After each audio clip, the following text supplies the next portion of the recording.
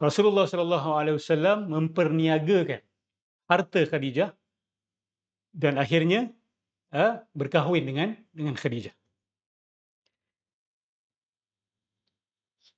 Khadijah radhiyallahu anha adalah seorang wanita peniaga yang dikenali sebagai ada nobility dan juga ada harta.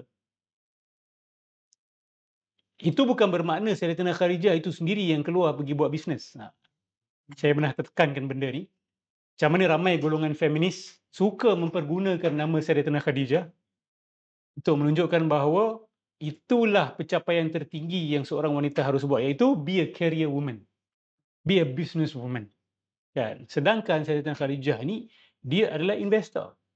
Kan? Dia adalah seorang wanita kaya, dia warisi daripada ayah dia dan dia investor. Yang kerjakan duit dia tu, maksud dia yang apa kita kata what's the word? Yang investkan ataupun yang mengembangkan duit dia tu, put the money to work lah, senang kata, adalah dia employ mainly men, ya. Dan dia buat proses mudharabah. Okey. Dan mudharabah ni pernah diamalkan juga oleh orang Arab jahiliyah, dan selepas datangnya Rasulullah SAW, kontrak itu diabsahkan, diterima.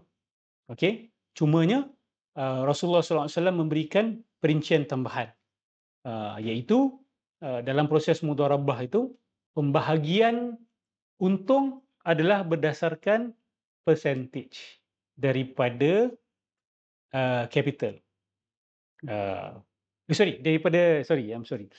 Daripada untung, bukan daripada capital. Okey. Awak ada duit, saya ada factory. Okey. Awak invest dengan saya, lepas tu kita deal, okey, untung 50-50. Maksudnya 50-50 itu datang daripada untung. Kalau untung 100,000 tahun itu, maka 50,000 saya ambil, 50,000 investor ambil. Bukan, okey, untung saya 5%. 5% daripada apa? Biasanya sekarang 5% biasanya daripada capital itu sendiri. Itu bukan mudharabah. Okey, itu bukan mudharabah. Dan itu juga tidak berapa adil. Betul? Yang adilnya adalah kita tengok daripada untung, dan rugi pun kita tanggung sama-sama berdasarkan percentage yang sama.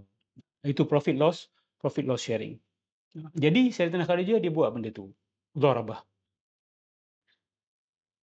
Dan salah seorang yang dia ambil sebagai investor, pekerja.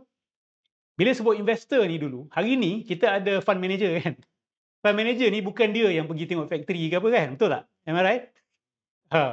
Tapi dulu dia yang pergi berniagakan tu. Bila contoh Rasulullah sallallahu alaihi wasallam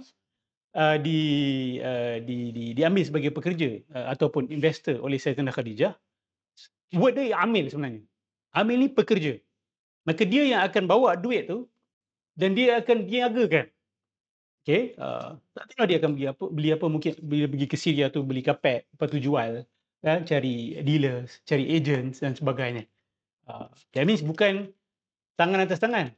Ni fund manager, employ fund manager lain, fund manager semua tak nak buat kerja. Many of them tak nak buat kerja. Sebab apa? Nak ambil cut. Tapi yang ini adalah daripada investor terus kepada pekerja. Jadi bila dia employ Nabi sallallahu alaihi wasallam, Nabi ni dia skilled businessman. Dan dia bukan sekat skilled businessman, dia punya usaha tu banyak kali untung. Dia juga ada kemuliaan dan ada kejujuran dalam proses perniagaan itu. Okey, dan berita ni of course sampai kepada Sayyidatina Khadijah. Melalui siapa? Melalui ghulam dia, ghulam Khadijah. Ghulam ni kita boleh sebut sebagai macam khadam pun boleh juga. Khadam Sayyidatina Khadijah. Dan bila Nabi bawa harta Khadijah ni Sayyidatina Khadijah untuk diperniagakan, biasanya akan diikuti oleh Maisarah. Maisarah ni bukan perempuan Maisarah ni lelaki. Maisarah ni adalah lelaki. Dia ghulam kepada Sayyidatina Khadijah.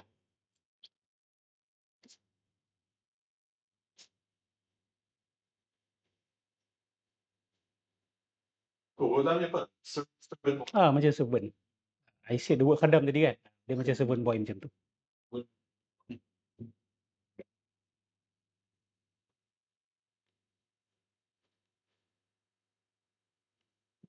So of course lah, dia sampaikan lah. Takkanlah bos tak nak tahu tentang prestasi pekerja-pekerja dia. Jadi Maisarah dah balik tu dia beritahulah Khadijah berkenaan dengan Rasulullah sallallahu alaihi wasallam. Dan siapalah yang tidak jatuh hati dengan Nabi sallallahu alaihi wasallam. Sedangkan lelaki pun jatuh hati kepada Nabi SAW, apatah lagi perempuan. Maka Sayyidatina Khadijah pun menjadilah dia pergi mencari timba. Kan? Sayyidatina Khadijah yang minta dia sampaikan kepada kawan dia, Nafisah binti Munayyah ataupun Maniyah, untuk sampaikan kepada Nabi SAW dia punya intention. Tapi itu bukan formal proposal, because perempuan tak boleh propose formally. Itu bukan pertunangan ataupun khutbah yang betul-betul.